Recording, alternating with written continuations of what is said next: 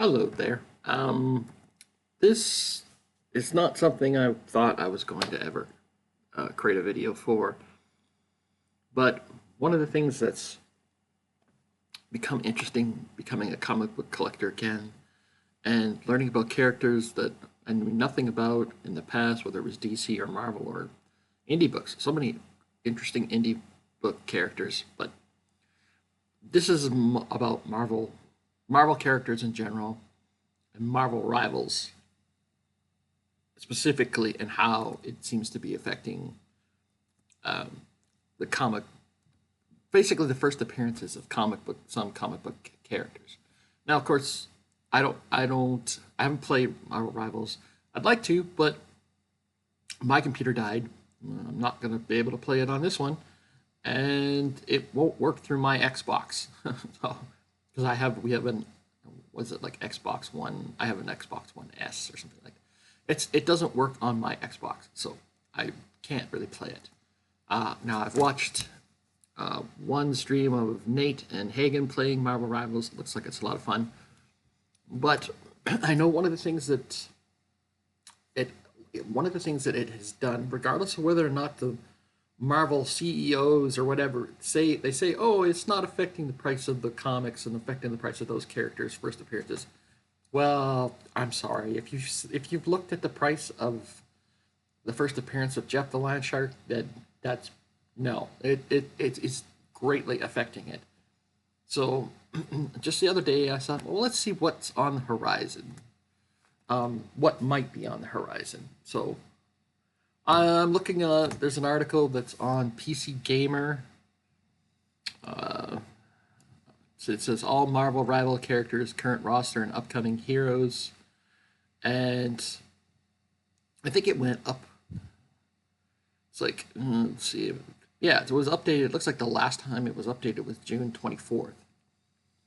So, and then it has added what it goes through the current characters, but everybody who knows the characters knows who those ones are. And so I just wanted to see what might be on the horizon. And with these are all based on leaked rumors and what might be, might be Marvel and the developers putting fake outs in the code or in leaks and stuff like that. So you have to take all of this with a grain of salt. There's no guarantee that all these characters are getting in there. But just looking at it here, it says here are the leaked Marvel rival characters so far, excluding those that have since arrived in game.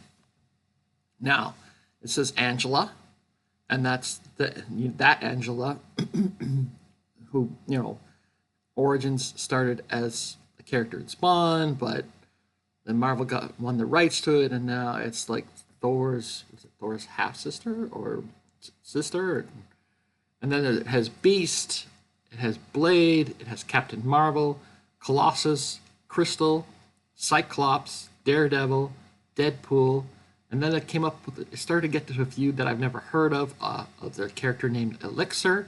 I'm not sure who that is. Gambit, I know who that is, of course. And then one of the ones that came up that I saw, it says Hit Monkey. Yes, Hit Monkey is might be entering Marvel Rivals. I didn't know anything about that character until I looked it up. There's also a character called the Hood, who supposedly is a villain, but has now become a version of a Ghost Rider. Jean Grey, the Phoenix, Jia Jing, which some say that was a false one, and it's actually Gambit, was supposed to be instead of Jia Jing. Possibly Jubilee, a character named Locus. I think Locus is one of the young X-Men. Don't quote me on that. I don't. And then supposedly there is, and a lot of this has come from people data mining the code, looking for things and stuff like that. But someone found a reference to MODOK, so take that with a grain of salt. And it says Nightcrawler, and then it came up with one, and it's like, okay, I've never heard of that character. I looked up the character's first appearance, and it's an old book from way back in the early parts of Marvel. Paste, Pot, Pete.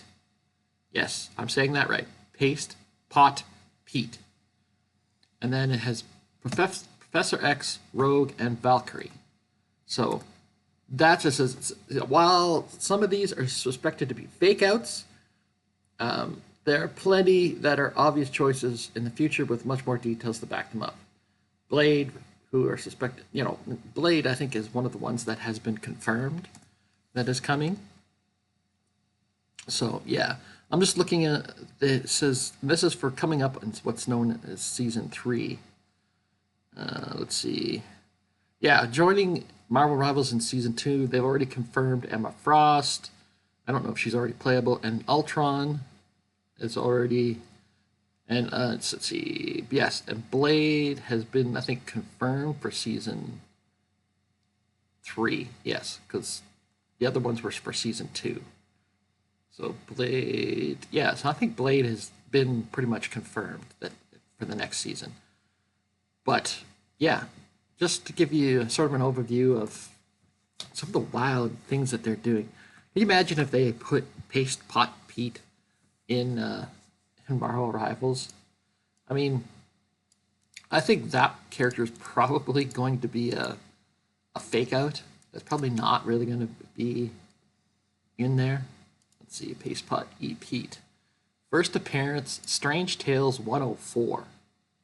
So, and that's already a pretty expensive book because that's from like 1962, and it's part of the Strange Tales run, of course. So, and then and I'm looking up. Let's see, Hit Monkey. That was the other one that I was like, really, they're going to put this character in there? But they've had such good luck with in making Jeff the Landshark such a more popular character now. So, and Hit Monkey's first appearance is actually Hit Monkey #1 from 2010. So, and I think even some of the rumors are driving up some of the prices of these books at this point. So, whoever, I can't remember who it is that one of the CEOs or one of the main people behind Marvel came out and said, "Oh, you know what? This Marvel Rivals doesn't affect any of the values of comics." Well, not necessarily, but yeah, was it the character name Elixir?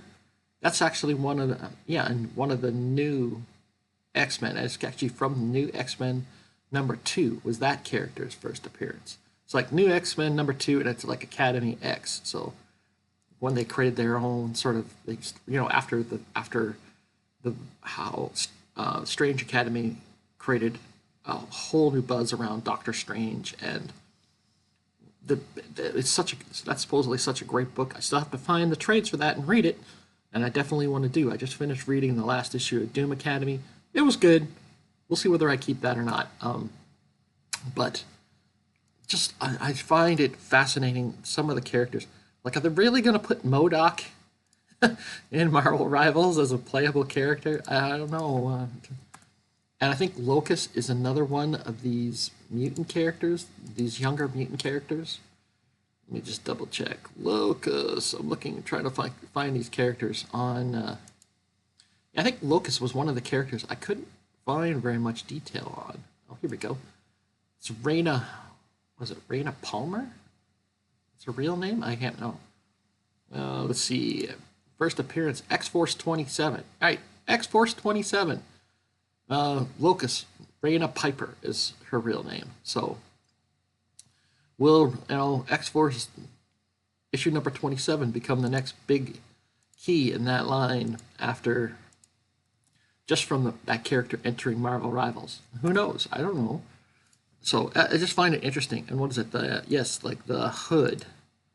If that character actually ends up in there, that would be interesting. Are they going to have one of the articles I said that I read? Oh, let's see here. The Hood. Yeah. So first appearance of the Hood. Parker Robbins is the character's name. So, and yes, and that character is also became a version of Ghost Rider in issue, Ghost Rider Final Vengeance #1. So it's just, I think it's fascinating how the game, how that game is affecting the comic book market, specifically for the first appearances of the characters you get in. I mean, now that Jeff the Land Shark has become so popular, even when Marvel Rivals ends, and at some point you think it's the computer game is going to end, but that character could become so popular that the value of it might go down somewhat, but it might never go down to like being a dollar bin book.